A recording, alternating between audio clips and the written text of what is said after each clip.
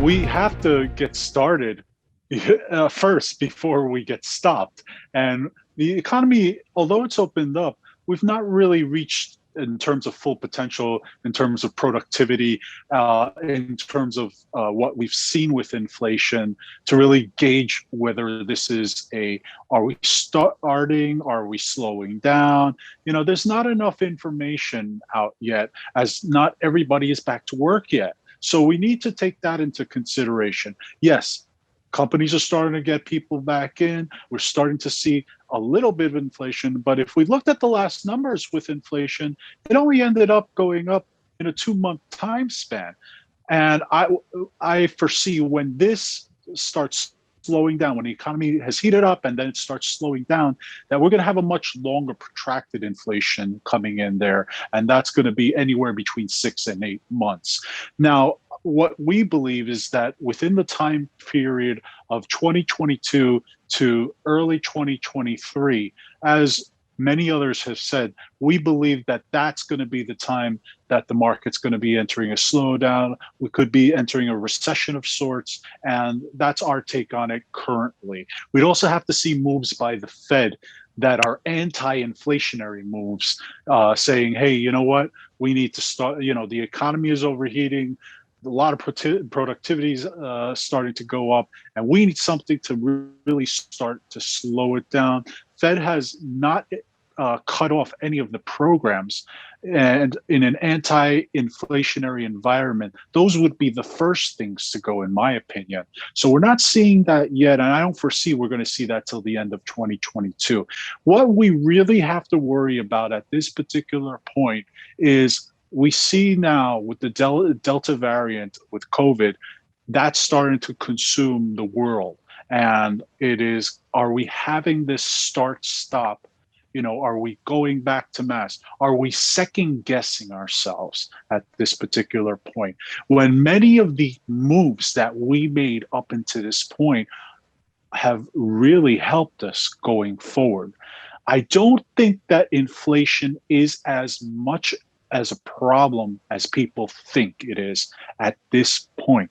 Yes, there are signs of inflation, but there are more signs that it's not here just yet. Yes, prices have gone up.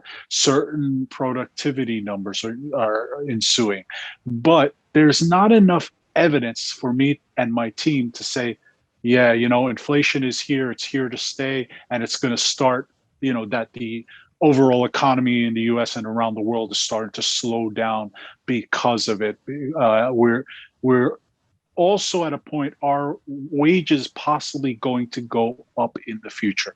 Many companies are at a crossroads right now. Are they going to raise their wages, or are they going to continue status quo?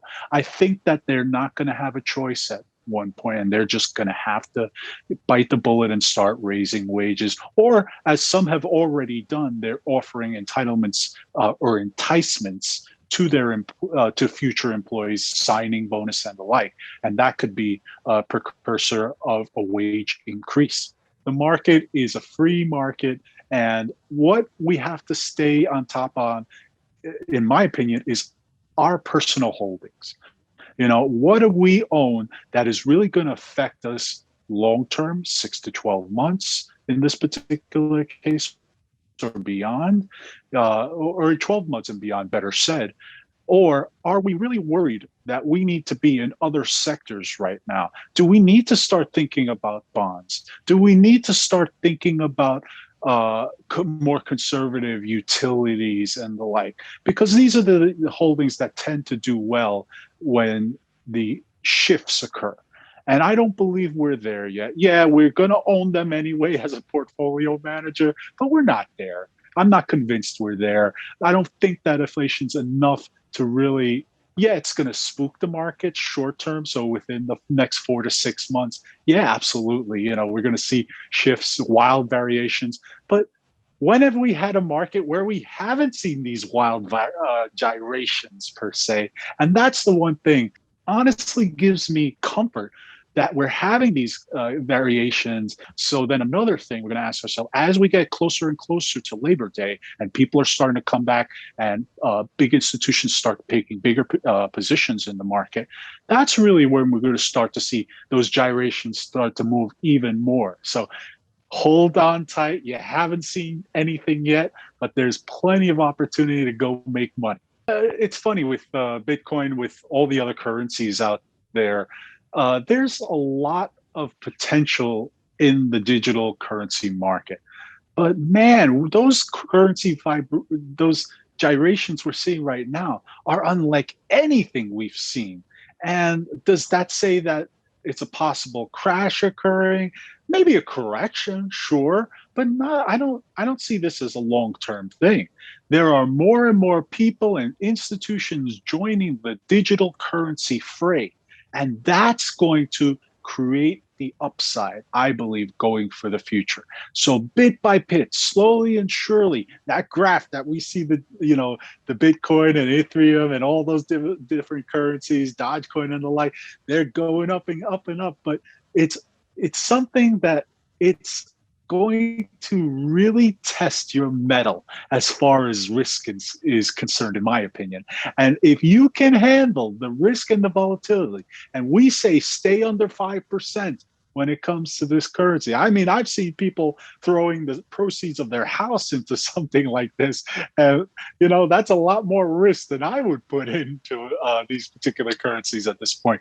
But you will be rewarded for your efforts. I think that it's here to stay. It's not going anywhere. As more institutions gravitate towards this digital currency market, we're going to see more stability. I also believe that unfortunately, so we're going to have some sort of market regulation there, because without it, we are not we're not going to see that type of stability that we'd like to see as in other markets. The more regulation that came in there, you could say, yeah, it stopped the market from going a bit, but not really long term. The same thing I see here for these digital currencies, that a little bit of regulation could help at this point, albeit the question is, who's going to do it? And is it going to hurt that free market digital currency right now? I think there's lots of potential. You're going to make money. You're going to have to stomach the vibration and the gyration and the craziness that's going on now. But I believe you will be rewarded for holding these, but just don't bet the whole farm on it. Let's be smart, let's be strategic, and let's make money.